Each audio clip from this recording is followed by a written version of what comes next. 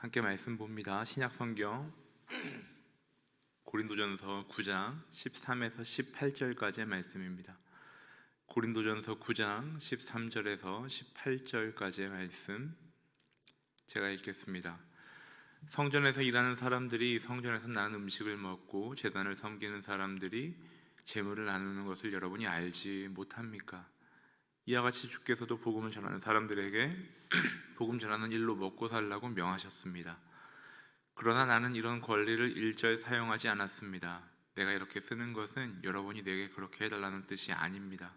그렇게 하느니 나는 차라리 죽는 편이 낫겠습니다. 아무도 이런 내 자부심을 헛되게 하지 못할 것입니다. 그러나 내가 복음을 전하는 것은 내게는 자랑할 것이 아닙니다.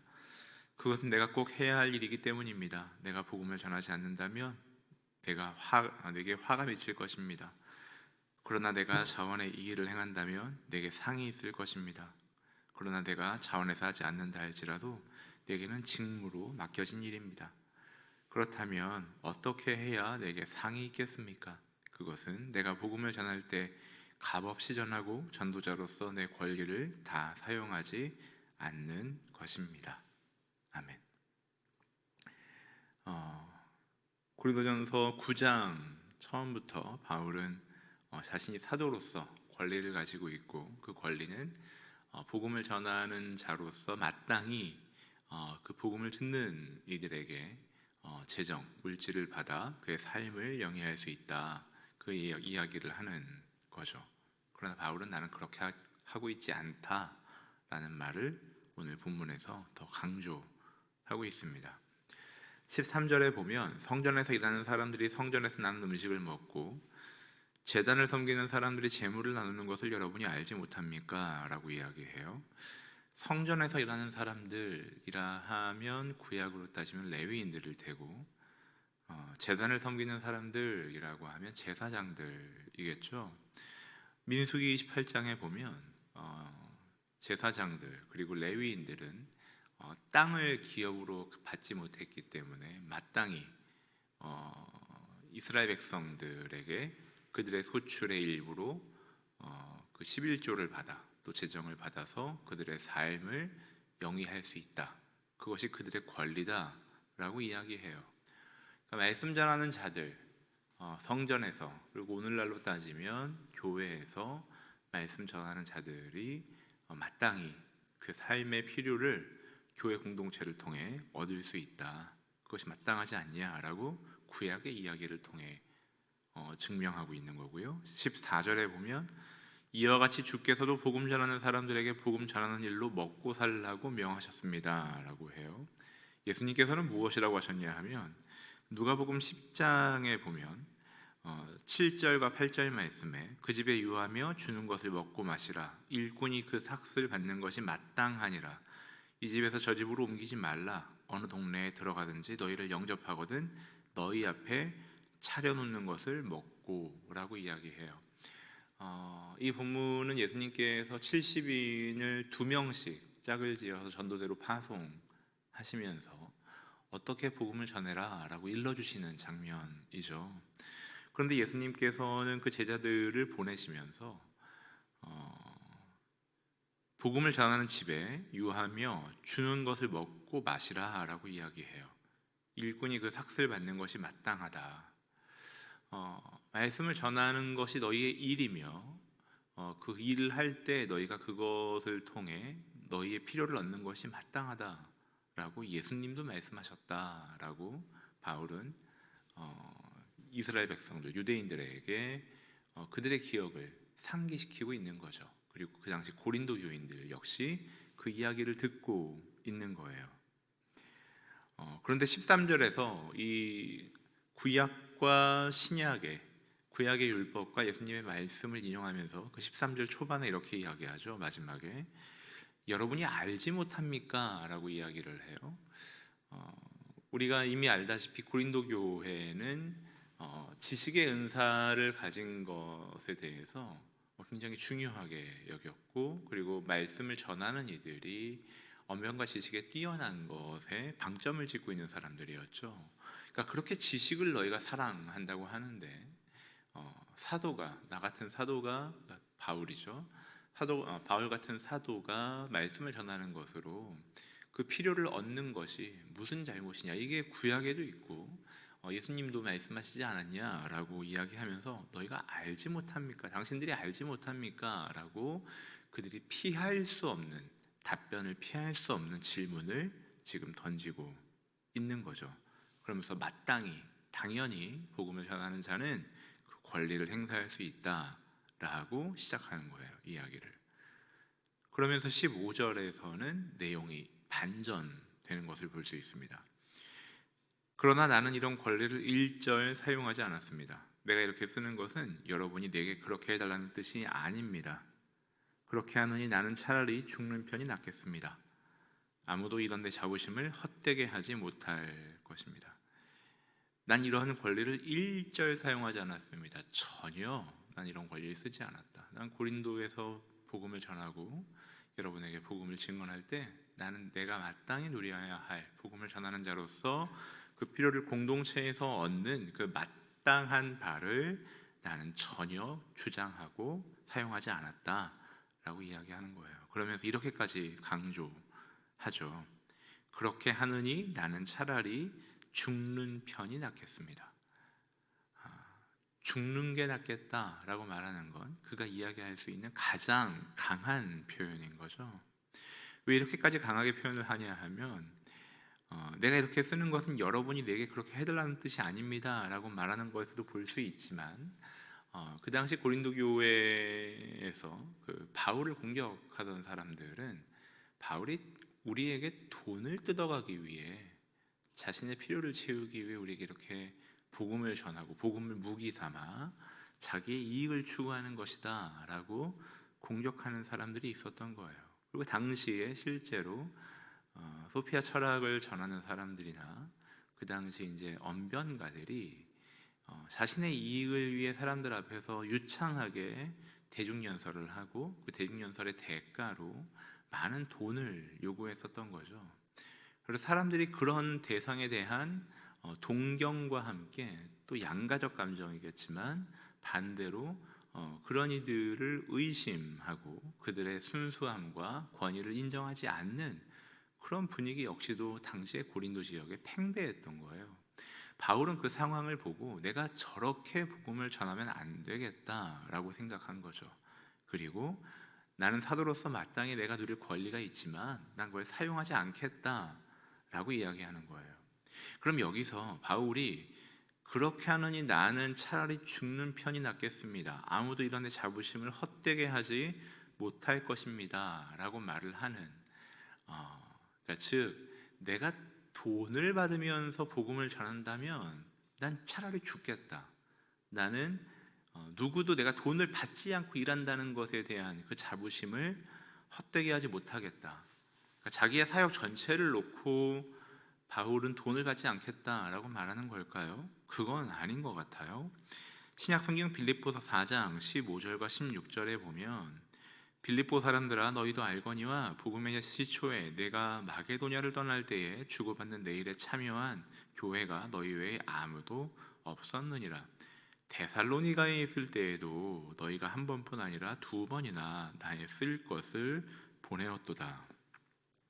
바울은 빌립보 교회에 편지를 쓰면서 그들이 자신의 필요를 채우고 또 심지어 데살로니가 지역에서 복음을 전할 때에도 빌립보 교인들의 선교헌금이겠죠. 선교헌금으로 그 삶을 영위할 수 있었다라고 이야기해요. 그러니까 바울은 분명히 우리에게 텐트메이커, 천막 짓는 사람으로 알려져 있지만 그의 평생에 자비량 사역만을 한 것은 아니었어요. 그가 자비량 사역을 할 수밖에 없었던 건 그 자비량 사역을 하지 않는 사람들을 향한 의심, 그리고 그들을 신뢰하지 못하는 마음, 그래서 그들이 전하는 그 메시지까지도 믿지 못하게 만드는 그 상황 때문에 바울은 그 복음을 전하는 선교지에서 재정을 받고 또 도움을 받는 것을 조심할 수밖에 없었던 거죠. 하지만 바울이 특별하게 여겼었던, 특별한 관계가 형성되어 있었던 빌립보 교회에서는 그 필요를 받았죠. 심지어 데살로니가 교회 같은 타 지역에서 복음을 전할 때에도 그 복음을 전하는 지역에서 자신의 필요를 받지 않고 오히려 빌립보 교회에서 보내주는 것으로 자신의 생활을 하며 데살로니가 지역에 복음을 전했다라고 성경은 기록하고 있어요. 그러니까 바울의 자부심은 뭐냐 하면 돈을 받지 않았다가 자부심이 아니라 내가 너희에게 전하는 이 복음이 너희의 귀에 들리고 너희의 마음에 심겨지게 하기 위해서 내가 이런 수고와 내가 이런 섬세한 자세를 유지하는 섬김을 마다하지 않는다가 바울의 자부심이었던 거예요. 복음을 전하면서 이 복음을 전하는 나의 모습, 나의 선택, 나의 태도가 어떠해야 하는가에 대해서 바울은 굉장히 민감하게 그리고 굉장히 크게 중요하게 생각했던 거죠.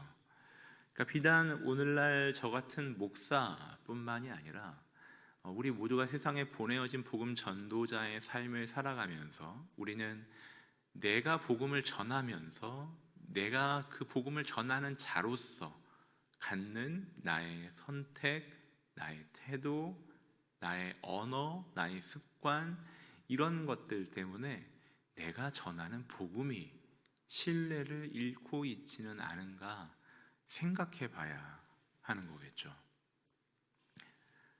16절에 보면 그러나 내가 복음을 전하는 것은 내게는 자랑할 것이 아닙니다. 그것은 내가 꼭 해야 할 일이기 때문입니다. 내가 복음을 전하지 않는다면 내게 화가 미칠 것입니다 라고 이야기해요.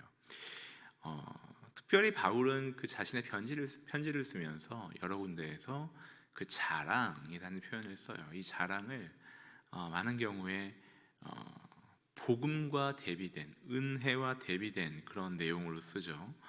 로마서 3장 27절에 보면 그런즉 자랑할 때가 어디냐 있을 수가 없느니라 무슨 법으로냐 행위로냐 아니라 오직 믿음의 법으로니라. 우리가 믿음의 법으로 하나님께 의롭다 여겨지고 우리가 믿음의 법으로 그분의 자녀되어 그 믿음으로 인해 하나님께서 주신 그 믿음으로 인해 우리가 명예롭게 성도로 살아가는데 우리가 어떻게 자랑할 수 있겠냐라고 이야기하죠. 그리고 여러 번 인용했지만 에베소서 2장 8절 9절에 보면 너희는 그 은혜에 의하여 믿음으로 말미암아 구원을 받았으니 이것은 너희에게서 난 것이 아니요 하나님의 선물이라.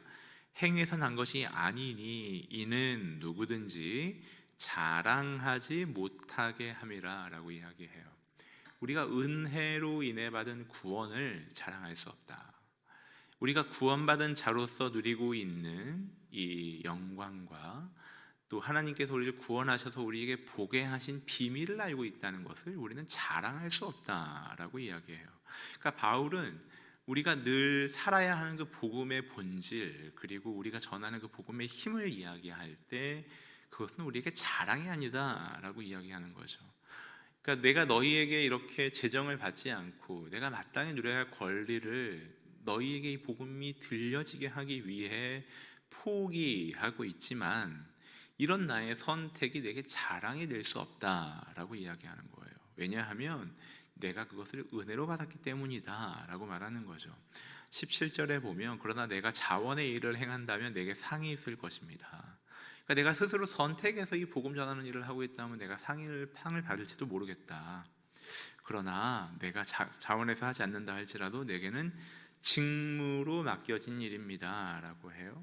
여기서 말하는 직무라는 단어가 다른 데에 보면은 청지기로 번역된 단어예요. 그러니까 그 집에 있는 어떤 공동체에 있는 여러 가지 일들을 관장하고 또 책임지는 권위를 행사하는 대리인으로 불려진 거죠. 여기서 직무로 맡겨졌다라고 번역을 정확하게 해놨는데 이게 원문을 보면 3인칭 단수 수동태로 쓰여져 있거든요. 그러니까 수동태 즉 이 관리인, 집사 혹은 청지기로 내가 복음 전하는 일을 하고 있는데 이건 내가 선택하거나 내가 보기에 좋아서 바랐던 것이 아니라 하나님께서 나에게 맡기신 일이다.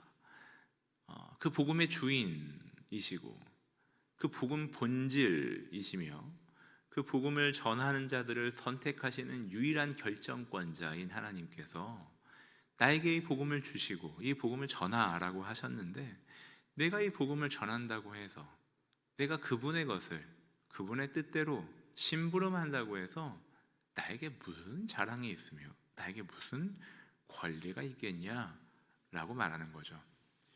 그러면서 18절에 이렇게 이야기하죠.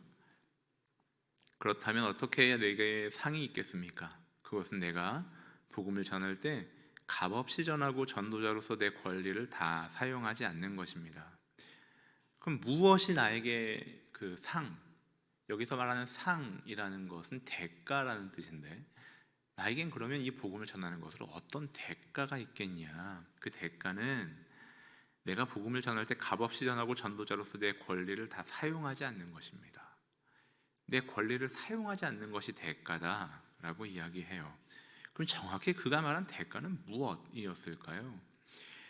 신약성경 로마서 14장 15절 이하의 말씀을 보면, 만일 음식 문제로 여러분의 형제가 근심하게 되면 그대는 더 이상 사랑을 따라 행하지 않는 것입니다. 그리스도께서 위에 죽으신 그 형제를 음식 문제로 망하게 하지 마십시오. 그러므로 여러분의 선한 것이 비방을 받지 않도록 하십시오.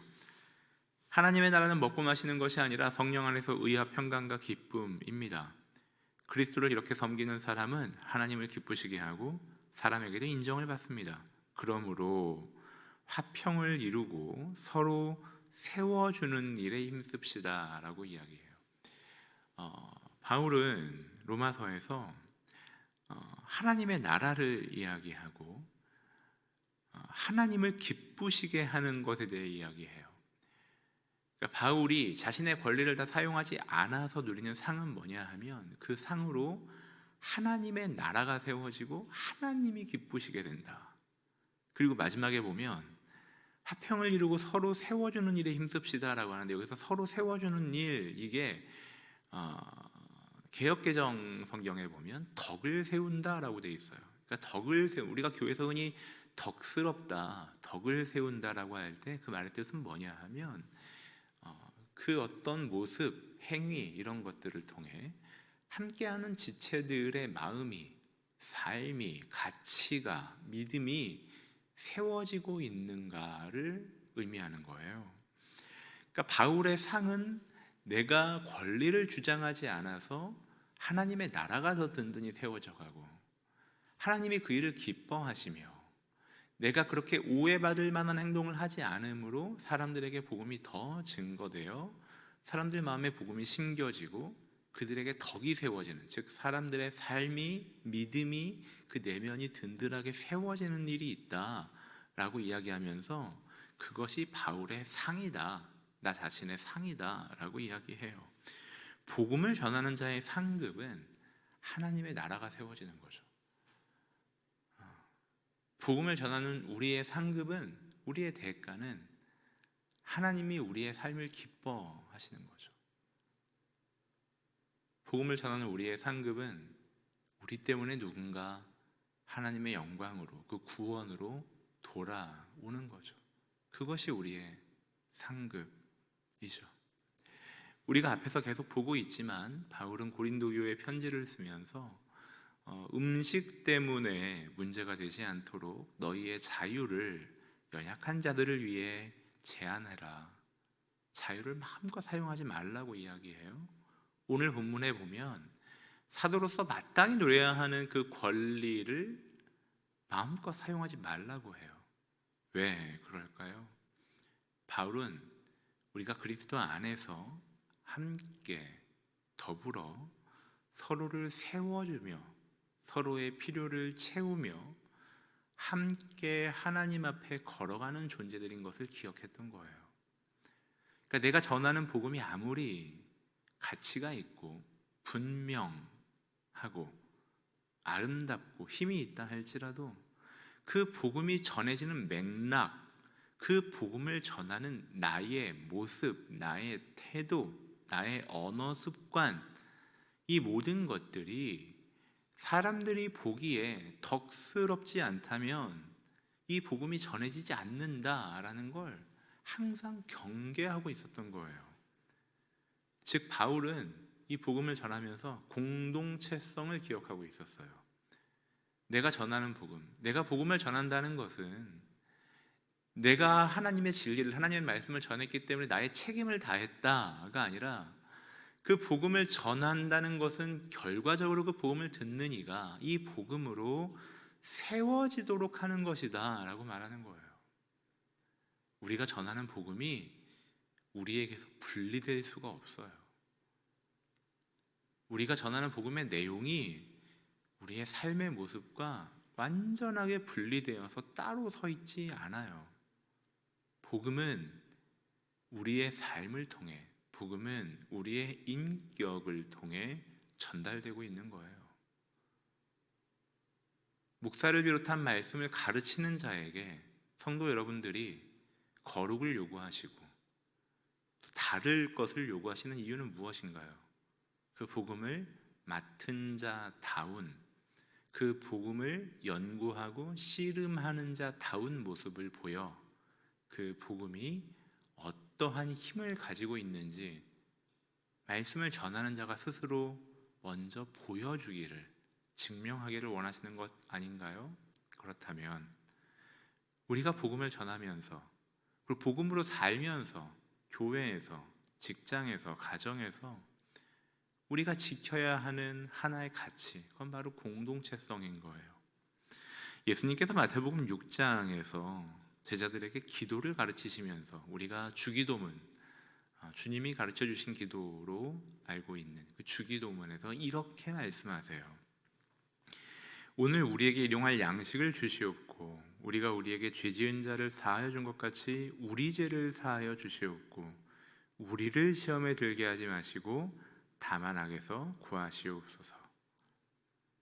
예수님께서 제자들에게 기도를 가르치시면서 그 기도의 대상을 2인칭 단수로 사용하지 않으시고 복수로 사용하세요. 그것도 1인칭 복수로 사용하세요. 어떻게 해요? 우리라고 기도하게 하시는 거죠.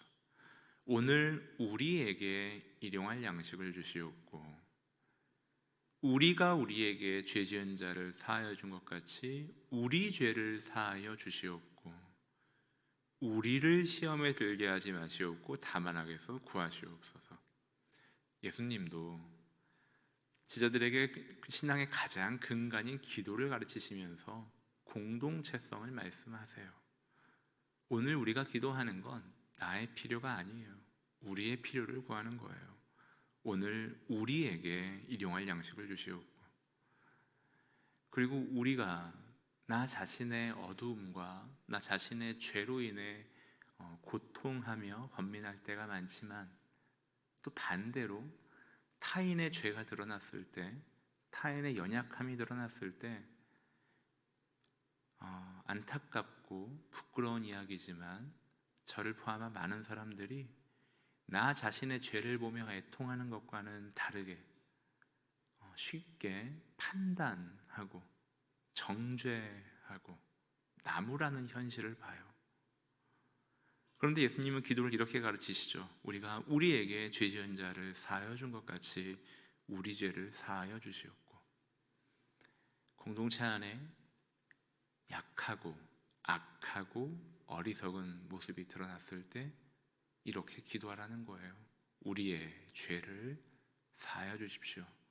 아니 나는 저런 죄를 짓지 않았는데 난 저 사람과 그렇게 가까운 사이도 아니고 내가 저 사람에게 죄를 짓도록 어떤 영향을 준 것도 아닌데 라고 생각하지 마시고 예수님이 가르쳐 주신 기도대로 우리가 우리에게 죄 지은 자를 사하여 준 것 같이 우리 죄를 사하여 주시옵고 그리고 우리를 시험에 들게 하지 마시옵고 악에서 구하시옵소서.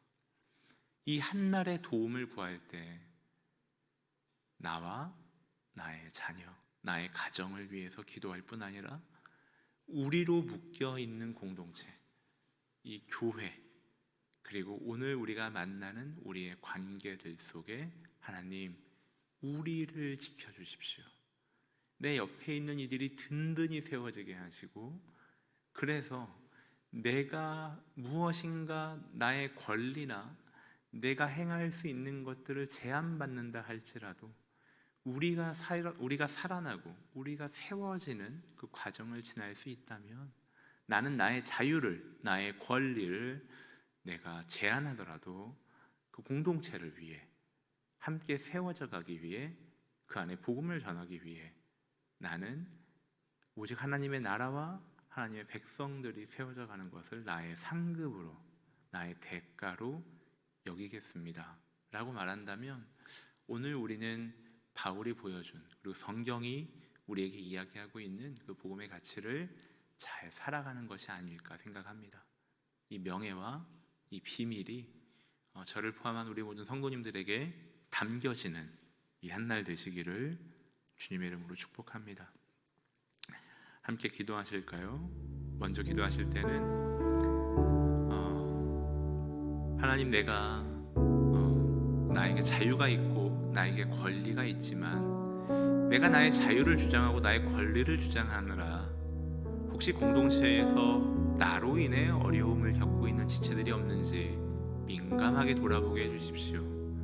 내가 이미 복음을 가진 자라면, 내가 어른이라면, 내가 성숙한 자라고 여긴다면, 하나님, 내가 무엇인가를 가르치고 무엇인가 위에 있다는 것을 증명하기에 앞서 내 자유를, 내 권리를 제한하면서라도 공동체가 세워질 수 있는 것에 내 인생이 쓰여지게 해주십시오. 우리가 그렇게 세상은 할 수 없는, 그러나 오직 복음을 가진 우리만 할 수 있는 그 기도를 함께 했으면 합니다. 기도하겠습니다.